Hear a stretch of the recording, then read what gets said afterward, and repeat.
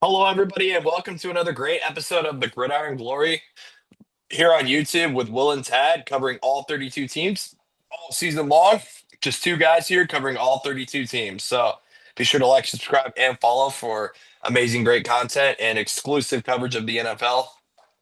Today, we are bringing you a matchup between two teams that versed each other in week two. The Seahawks went on the road and faced the Steelers and won 31-17. In this game, yeah, we'll start on Pittsburgh. Aaron Rodgers, 18 of 33, 203 yards, a touchdown, two interceptions. Did get sacked three times in this game. Yeah, kind of a rough going for Aaron Rodgers, and obviously the three sacks did not help. Uh, Definitely a big downgrade from his week one performance.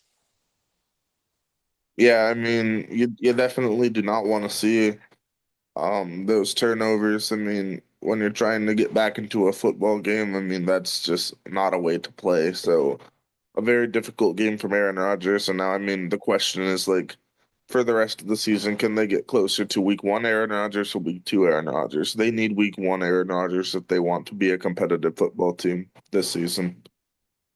Yeah, absolutely. So, yeah, Aaron's got to go back. I mean, Aaron will do his thing. He'll watch the film and he'll improve from this.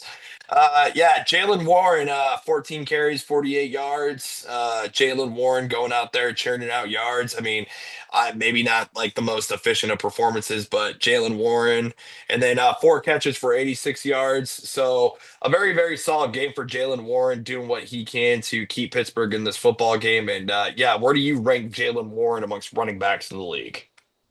Among starting among starting running backs, at least I'd say Jalen Warren is a fairly mid football player, like average.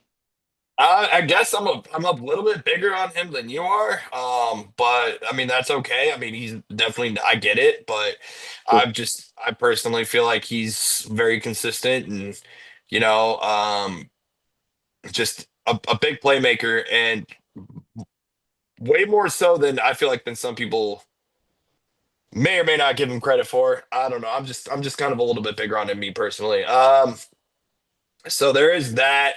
Yeah, Jonnu Smith, the tight end. Yes, he is a tight end. And this time he plays for the Steelers.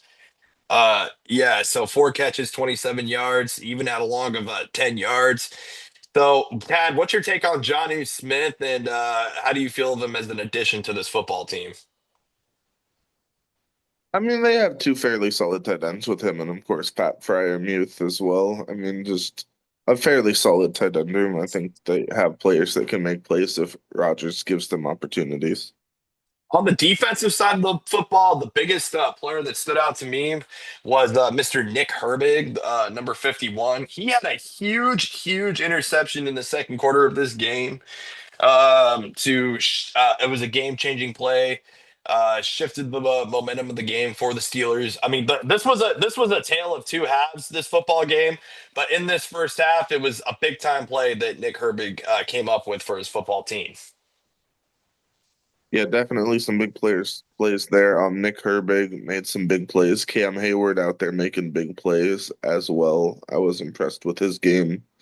The three tackles, the two quarterback hurries, stuff like that. I mean, that was impressive. I liked what I saw out of Jack Sawyer as well, the young player there. Six tackles, a sack, two tackles for loss, hit on the quarterback. I mean, this still can be a very good Pittsburgh defense at times. I mean, obviously, we saw what happened in the second half, and it wasn't all on the defense, like as we'll get to, but that they need to play a little better in the second half. But they have some very talented players on that team.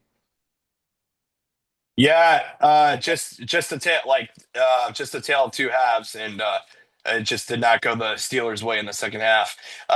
Yeah, Sam Darnold had 22 of 33, 295 yards, two touchdowns, two interceptions. He also got sacked twice in this game. Yeah, Sam Darnold was going out there, and I mean, he was getting his playmakers involved. He was conducting the offense very well in this football game. A massive improvement from Sam Darnold from week one. And, you know, definitely great things that the Seattle Seahawks organization want to see out of him, what we saw in week two. Oh, for sure. I mean, a big game out of Darnold, his receivers. I mean, I think his offensive line did a little bit better here in week two as well. I know they had a lot of struggle in week one against a very strong defense with the Rams, but I mean, we just saw a bit of improvement there, so that's good to see. But for Darnold, I mean, he just played a bit more focused, so you do like to see that. And also, I mean, it certainly helps having some top level receiving talent, guys like Mr. Jackson Smith and the Jigba 8 for 103. What's your take on this receiver? Yeah, Jackson Smith, the Jigba to me. I mean, yeah, you mentioned it. Of course, the 8 catches for 103 yards. You know, Jackson Smith, the Jigba, was just going out there making big play after big play, and he's going to keep continuing to do that and everything. But the player that stood out to me just a little bit more than that was probably Kenneth Walker with the 13 carries for 105 yards and a touchdown. And where do you rank Kenneth Walker amongst running backs? I mean, I know he had a bit of a down week in week one, but I've always had a lot of trust in Kenneth Walker. I think he's a borderline top 10 level running back in the league, and I think if he continues to get his opportunities, I think we could see a big year out of Kenneth Walker. I know sometimes it's a bit of a timeshare with him and Charbonnet as well. Charbonnet 15 carries, only 10 yards in this game, so a rough game for Charbonnet, but I'm a big believer in Kenneth Walker. I think he's a powerful runner. He can grind out yards. He can outrun you as well. I mean, just a very consistent football player. So I think we're going to continue to see success for Kenneth Walker. Yeah, absolutely. And then obviously in the third quarter, AJ Barner scored a touchdown that had made the game 14-14 at that point. This was, definitely a game shifting play for the Seahawks, the play that they needed, the play that gave them the spark. Tad, what was going through your head and what were your emotions on that AJ Barner touchdown in the third quarter? Yeah, I mean, definitely a bit of an interesting play there. You love to see it for Barner to be able to make such an impact in a game like this. I mean, it was a tight game for most of it. And of course, I mean, they're hoping for a big year out of this second year tight end out of Michigan. And I mean, I think he's off to a fairly strong start. That's a big play to make and give his team the tie, at least at that point. And then at the 5:04 mark, the Seahawks defender, Darion Kendrick, number one, gets a huge interception in the end zone. So that was also, another play that gave Seattle just another spark. I mean, they were that momentum was absolutely going for them in the third quarter. So Darion Kendrick, an incredibly big player, incredibly big play with that there as well. And then specifically, Tad, last thing, the muffed kick return and the craziness and the chaos that was happening in that moment. Score was 24-14 at that time. What was your thoughts and takes on that? I mean, it was definitely not something that I was hoping to see out of a guy like Caleb Johnson trying to get opportunity, trying to build some trust in your team. Um, he hasn't not been able to get involved in offense very much. They've been putting Jalen Warren and Kenneth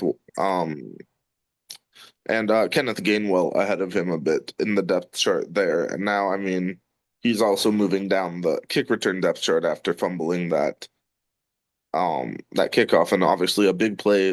George Solani recovers, it gets the touchdown. And I mean, like you said, this was just a real shift in momentum. I mean, after everything you said in the third quarter, it looked like Pittsburgh was going to have a chance to take the lead. After Seattle scores the touchdown, then they throw the interception in the end zone. They end up trading a couple punts. Seattle gets the field goal. You want to get the ball back, have a chance to tie the game, maybe take the lead, and instead it's 24-14. So just a very difficult situation there for Pittsburgh to try to work through, and it didn't work out in the end. It certainly did not. So yeah, Seattle does remain victorious over Pittsburgh 31-17. It looks like next week the Seahawks they will be going on to take on the New Orleans Saints. Meanwhile, the Pittsburgh Steelers they go on the road and take on their four. Well, long known AFC rival, quote unquote. Definitely not the same rivalry it was back in the day, but yeah, they go on to take on their AFC rivals, the New England Patriots. So yeah, be sure to like, subscribe, and follow. Covering all 32 teams all season long. This is the Gridiron Glory.